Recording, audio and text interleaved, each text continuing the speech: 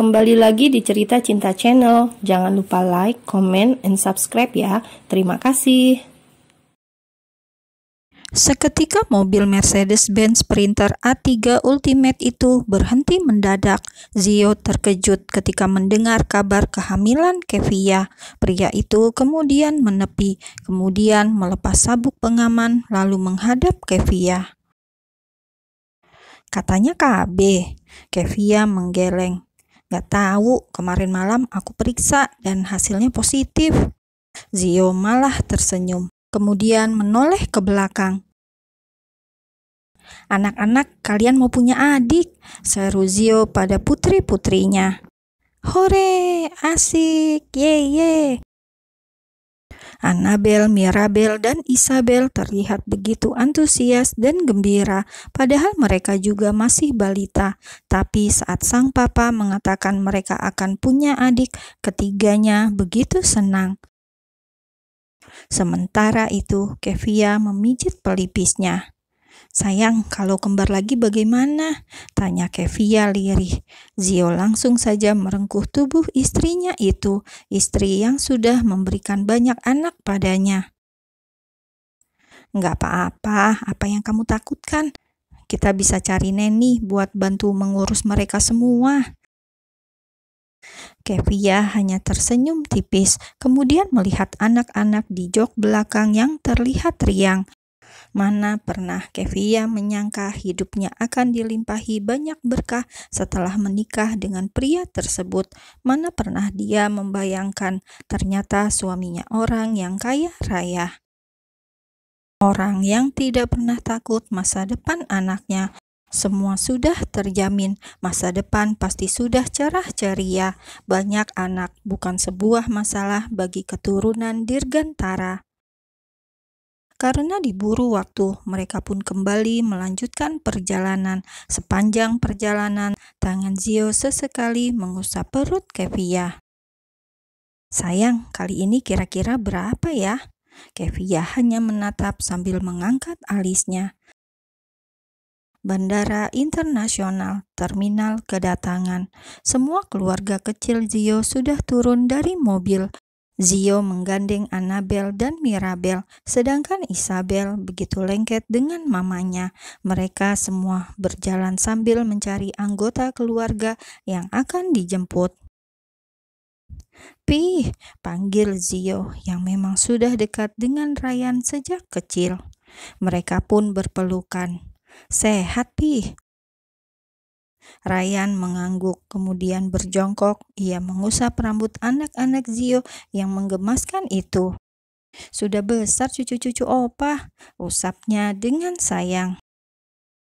Makasih ya sudah jemput kami, ucap Jendana.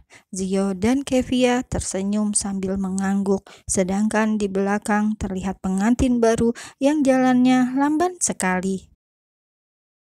Diska, ayo sayang, seru Jendana yang melihat Diska berjalan lama sekali. Sementara itu, Diska hanya bisa membatin. Ini gara-gara keseringan ia minta dipompa, alhasil jalannya agak sakit.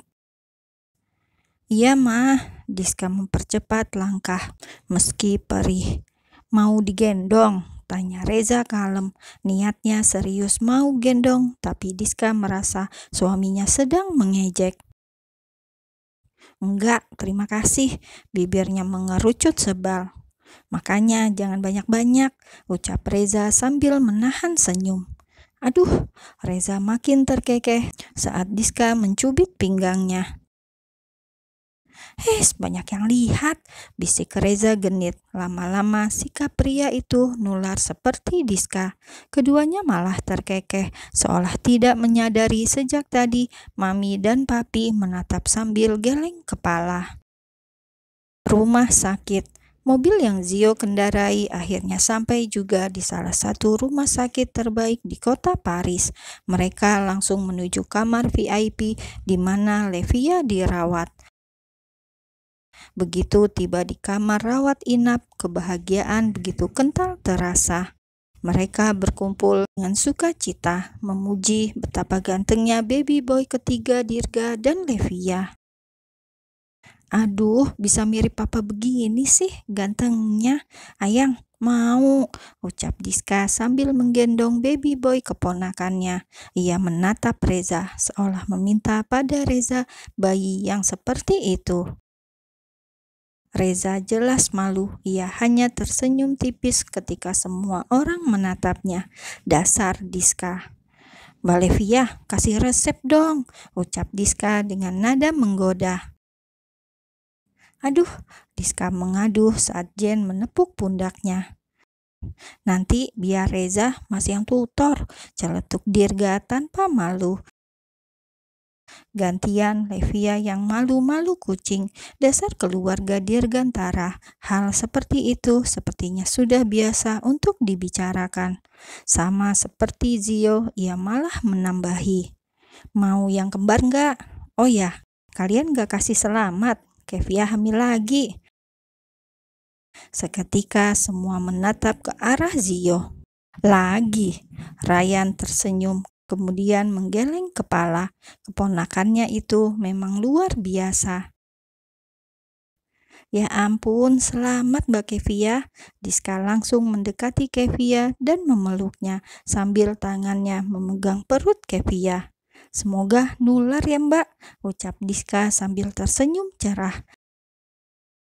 Setelah itu, Diska mendekati suaminya. Ayang, kayaknya harus berguru ke mereka deh. Reza hanya bisa menggaruk tengkuk lehernya. Diska ada-ada saja. Sabar Diska, kalian baru menikah. Jen menasehati anaknya. Iya Mi, hehe. Semua pun tersenyum melihat sikap Diska yang ngebet pengen hamil tersebut. 1 bulan kemudian, El Hotel. Naomi sedang duduk di meja kerjanya, kemudian Zio datang menghampiri.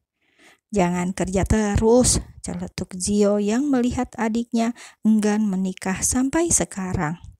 Apa sih, kalau mau bicara hal tidak penting, Mas Zio keluar dulu, aku sibuk. Hes, jangan dingin-dingin jadi wanita. Ini, Mas mau kasih ini. Datang jam 7 nanti di restoran Peles. Mas sudah reservasi. Apa ini? Jangan aneh-aneh. Aku gak mau ketemu orang lagi untuk kencan buta. Ini Mas Zio tahu betul dia pria baik. Jangan seperti mama. Udahlah Mas, aku banyak kerjaan. Naomi mengusir Zio yang selalu ingin menjodohkan dirinya. Memangnya dia kurang laku? Tidak, hanya belum ada sosok yang membuatnya berdesir. Lihat dulu orangnya. Zio kemudian membalik sebuah lembar foto tepat di depan Naomi. Bawa foto itu pergi. Sudahlah Mas, kenapa kalian bingung sekali aku mau menikah apa tidak? Ucap Naomi dengan kecewa. Ekspresinya terlihat masam dan suram. Tanpa melihat foto yang ada di mejanya, Naomi beranjak sembari membawa berkas di tangan. Ia mau ke ruang meeting. Bertemu Zio hanya membuatnya pusing. Kakak laki-lakinya itu begitu bawel, sibuk memintanya menikah, sama seperti papa dan mamanya. Mungkin karena Velia beberapa minggu lagi akan menikah, keluarga jadi rempong memikirkan V yang akan menikah terlebih dahulu. Hanya karena akan dilangkahi bukan berarti ia harus kejar setoran untuk segera menikah. Hal inilah yang membuat Naomi jadi malas pulang ke rumah orang tuanya. Sudah beberapa tahun terakhir, ia memilih tinggal di apartemen mewah miliknya sendirian, menyibukkan diri dengan pekerjaan daripada memikirkan pasangan hidup. Ia jomblo tapi happy, jadi salah besar bila mereka semua menatapnya dengan kasihan. Emangnya salah dengan status single? Naomi kaya, ia bisa berdiri di kakinya sendiri. Ia belum menikah bukan karena nggak laku, tapi karena memang belum mau. Sementara itu, Zio menatap kepergian sang adik dengan senyum tipis. Begitulah Naomi. Anak itu dari dulu super cuek dengan omongan orang, pikirannya hanya kerja dan kerja, apalagi sekarang sedang sibuk-sibuknya karena akan meresmikan hotel baru di Bali. Acara perjodohan pun gagal. Naomi bahkan tidak mau menatap foto yang kini ada di tangan Zio. Sambil tersenyum menatap foto itu, Zio menghela nafas. "Sepertinya kamu harus berjuang sendiri," gumamnya. Kemudian memasukkan foto seorang pria ke dalam map dan meninggalkan ruang kerja Naomi.